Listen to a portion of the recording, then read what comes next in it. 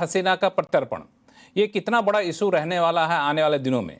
ये तारिक रहमान साहब कितने मजबूती से इस मुद्दे को उठाएंगे और भारत की रणनीति क्या होनी चाहिए? देखिए, डॉक्टर यूनुस ने जब कुछ हद तक अलाउ किया कि एक्स्ट्राडिशन की बात को उछाला जाए, तो उनकी वजह थी कि उनके ऊपर जो दबाव था जमायत इस्लामी का, या सड़क पर जो लोग नाराज थे शेख हसीना से, उनको लेकर, और उन्होंने ये निर्णय लिया कि उन्होंने अवामी लीग को बैन कर दिया। अब यदि आप मानते हैं कि तारिक रहमान यथार्थवाद में विश्वास रखते हैं, प्रैग्मैटिक हैं, तो उनके लिए यही अच्छा होगा कि शेख हसीना को वापस खबरों में ना लाया जाए।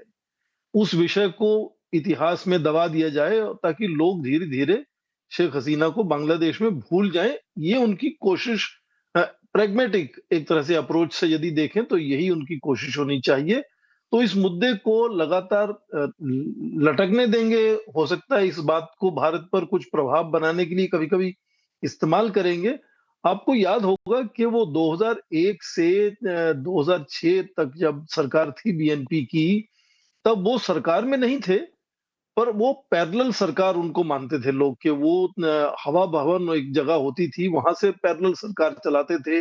नियुक्तियां, तबादले, कॉन्ट्रैक्ट, ये सब ऐसा माना जाता था कि वो एकदम पैरेलल सरकार बाहर से चलाते थे। तो उनको ये सब जो तरीके हैं सरकार चलाने के, अच्छे से वो मालूम है। और एग्जाइल में भी वही एक तरह से बीएनपी के नेता थे, चाहे वो एक्टिंग चेयरमैन 2018 में बने हो, पर तब से ही वो काफी हाँ, प्रभावी हालात रहे पूरे, जब सरकार में थे तो सरकार में प्रभावी रहे, नहीं तो बीएनपी में प्रभावी रहे। तो यदि वो प्रैग्मैटिक है तो वो नहीं कोशिश करेंगे कि शेख हसीना का मुद्दा फिर से मुख्य धारा में एक तरह से वापस आ जाए, और फिर अनिल जाहिर है कि त्रिगुणायत साहब, जितने बड़े समर्थन है, मानते हैं।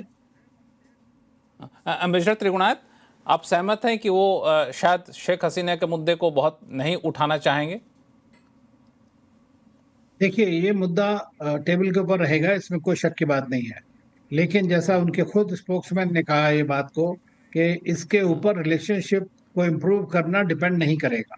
तो ये एक बड़ा चेंज है। और मैं समझता हूँ, देखिए, हम तो एक्स्ट्रेडिशन ट्रीटी है उनके साथ में, वेदर एप्लीकेबल है नहीं है, पूरी तरह से जो कैंगारू कोर्ट का जो जजमेंट था उसको सबने माना कि ये गलत जजमेंट है।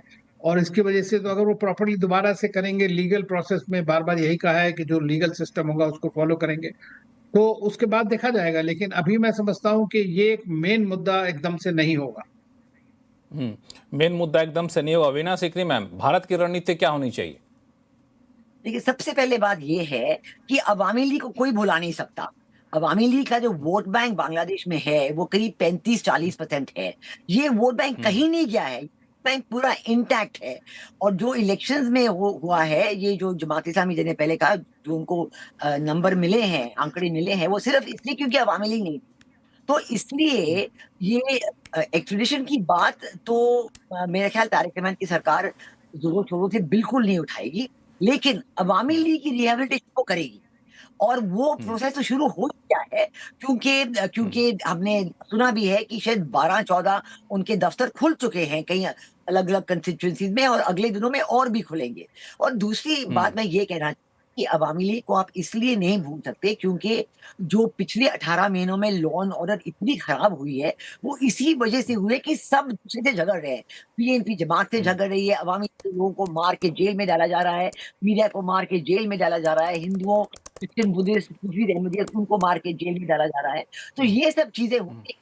और तारिक रहमान ने कहा है कि मेरे लिए सबसे बड़ा मुद्दा है कि law and order must be maintained, peace and tranquillity must be maintained in society. तो इसलिए वो चाहेंगे कि अवामी लीग की एंटी जो जमात इस्लामी सब काम कर रहा था वो बिल्कुल खत्म हो जाए, और जब अवामी लीग को रिहैबिलिटेट करके उनको पॉलिटिकल मेन स्ट्रीम में लाया जाए, और सामान्य तरह से सारी जो पॉलिटिकल लाइफ बांग्लादेश की थी वो फिर से चल पड़े। तो इसलिए मैं सोचता हूँ कि एक्सट्रेडिशन की बात का मुद्दा बहुत बड़ा मुद्दा नहीं बनेगा, ये तो बिल्कुल सब लोग भूल सकते हैं। लेकिन अवामी लीग को कोई नहीं भूल सकता। अवामी लीग की पॉपुलैरिटी, जो लोग, ये तो रीइंफोर्स हो गया है। अवामी लीग का जो सेक्युलर अप्रोच है, ये अप्रोच अवाम के मन में ज्यादा आ गया है, इसके बारे में ख्यालात ज्यादा आए हैं।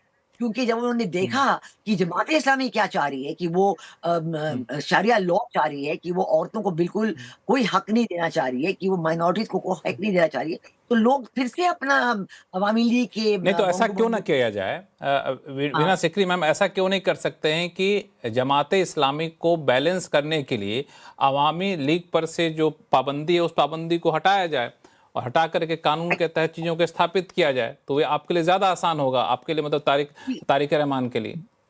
कि वो ऐसा ही कर रहे हैं डी फैक्टो, डी यूरे जो ऑफिशियल लॉ बनी थी वो बेशक इतनी जल्दी ना बदले, क्योंकि उसमें फिर जमात इस्लामी के लोग सड़क पे आ जाएंगे, लेकिन डी फैक्टो धीरे धीरे कोई 10 दफ्तर अवामी लीग के खुल गए, कोई 15 और खुल गए, 100 और खुल गए, तो अवामी लीग एक बार फिर से हाँ, पाबंदी नहीं हटाया जा रहा है, लेकिन एक तरीके से एक रास्ता जरूर दिखाया जा रहा है। अशोक राज, लोगों का प्रेशर रहेगा क्या कि अवामी लीग को वापस लाएं या नहीं लाएं, इसको लेकर के नई सरकार पे? देखिए, मैं दो चीज इसमें इस विषय पे जोर डालना चाहूंगा। एक, लोगों का तो जो कॉलेज मूवमेंट या फिर यूं कहें कि जो जुलाई अपराइजिंग था, उसमें से जितने लोग शामिल थे उनका तो मानना यह है कि भारत का ये रवैया ठीक नहीं है कि वो बांग्लादेश के मोस्ट वांटेड को शेल्टर दे रहे हैं। लेकिन ऑल ओवर अगर हम पूरे बांग्लादेश की बात करें, अगर हर वर्ग की, तो उसमें इस तरीके की नाराजगी नहीं है। अवामी लीग से या शेख हसीना की सरकार से बहुत ज्यादा लोगों के अंदर गुस्सा नहीं है, एक्सेप्ट जेएनजी में। मैं आपको एक तो विषय ये, दूसरा विषय ये कि एक मैं फोटो दिखाना चाह रहा हूं कि ये आमिर की फोटो है मेरी, जो मैंने उनका इंटरव्यू किया था। दरअसल आमिर जो जमाते का चीफ यानी कि शफीकुर रहमान है, उनको आमिर कहते हैं, और बीएनपी तारिक रहमान। दरअसल इंटरनेशनल ऑब्जर्वर्स और जर्नलिस्ट का एक मीट एंड ग्रीट दोनों पार्टियों ने किया था। पहले बीएनपी ने किया, उसके बाद जमात ने किया। ये मौका मिला कि उनके लीडरशिप से ये जानने की कोशिश की जाए हर विषय पे। तो पहले मैं शफीकुर रहमान जो जमात के चीफ है उनसे बात करते हैं। उनका वीडियो बहुत वायरल हुआ था इन दिनों जब चुनाव की सरगर्मी थी।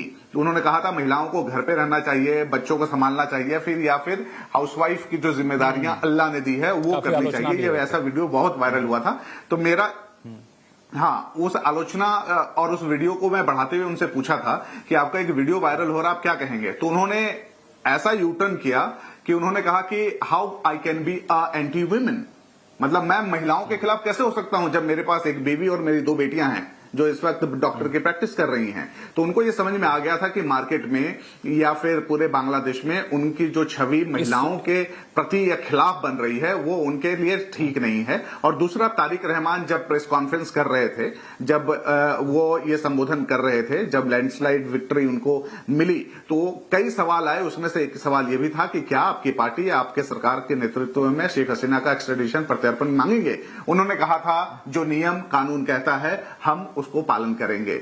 अगर ये मुखर आवाज होती तो शायद वो कहते कि हमारी फॉरेन पॉलिसी में इंडिया के साथ होता कि आप एक्सट्रेडिशन करें जो कि बांग्लादेश की मोस्ट वांटेड शेख हसीना है।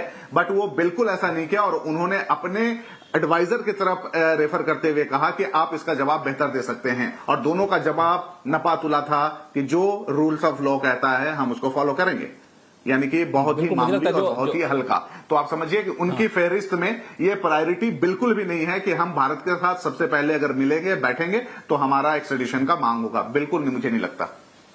बिल्कुल, जो अम्बेसडर त्रिगुणायत और वीना सिकरी मैम कह रही थी वही बात कि बहुत जोर शोर से नहीं उठाएंगे, इसको अपना प्रमुख मुद्दा नहीं बनाएंगे। और भारत के लिए भी अच्छा सिचुएशन है कि धर्म संकट वाली स्थिति यहाँ पे ना पैदा हो, बाकी संबंध बेहतर होंगे, तब चीज़ें आगे चल के देखा जाएगा और वहाँ पे जनता का मूड भांपा जाएगा, फिर आया कदम उठाया जाएगा। एक चीज़ और, लास्ट सवाल मैं स्वर्ण सिंह साहब आपके पास लेकर आना चाहता हूँ कि जो भारत बांग्लादेश के बीच संबंध है, उस संबंध का सबसे एक महत्वपूर्ण पहलू आर्थिक रिश्ते, कारोबारी रिश्ते बहुत मजबूत हैं। इसमें बांग्लादेश के साथ यह है कि अभी इसी साल बांग्लादेश लिस्ट डेवलप कंट्री से निकलने वाला श्रेणी से निकलेगा, तो कई सारे अंतर्राष्ट्रीय कारोबार में इसको जो छूट मिलती है, छूट इसकी खत्म हो जाएगी। ऐसे में भारत जैसे ट्रेडिंग पार्टनर के साथ चाहेगा कि हमें विशेष दर्जा मिलता रहे। इसके लिए अभी बातचीत चल रही थी कॉम्प्रिहेंसिव इकोनॉमिक पार्टनरशिप एग्रीमेंट को लेकर, सेपा को लेकर के। भारत के लिए संबंध को बेहतर करने के लिए कितनी बड़ी अपॉर्चुनिटी है एग्रीमेंट जो प्रपोज्ड है? प्रोफेसर, यदि विश्व में जो सैद्धांतिक तौर पर समझ है, यदि आप LTC लीस्ट डेवलप्ड कंट्री की कैटेगरी से निकल जाते हैं, तो फिर आपके ऊपर कुछ आपके निर्यात पर जो जीरो टैरिफ लगता है या कोटा नहीं लगता है, कोटा लिमिट नहीं होता है, तो वो सब फिर आपके ऊपर लागू होना शुरू हो जाता है। और बांग्लादेश का सबसे बड़ा निर्यात क्या है? टेक्सटाइल का है। इतना के 80 से 85% तक उनका निर्यात जो कुल है उनका, वो केवल टेक्सटाइल का है। और उसमें उनकी इकोनॉमी करीब का बड़ा 20 हिस्सा भी। या 23% तक, हाँ, उसका 20 या 23% कॉटन भारत से जाता है उनको। तो भारत से यदि वो अपना व्यापारिक संबंध और सुलझा लेते हैं, तो उनको अंतर्राष्ट्रीय बाजार में अपने निर्यात को कंपेटिटिव रखने में सहायता हो सकती है। और मुझे लगता है कि वो इन चीजों को ध्यान में रखेंगे, क्योंकि यदि उनको आर्थिक जो डिसेलरेशन हुआ है, भारत के साथ व्यापार में भी डिसेलरेशन, कमी आई है पिछले कुछ समय से, हालांकि संतुलन बना हुआ है, आयात निर्यात करीब करीब बराबर होता है। तो इसलिए मुझे लगता है कि जब भी वो कोशिश करेंगे कि जो उनको आर्थिक चुनौतियां हैं उनसे उनको सुलझना है, तो भारत से संबंध अच्छे बनाने होंगे। हालांकि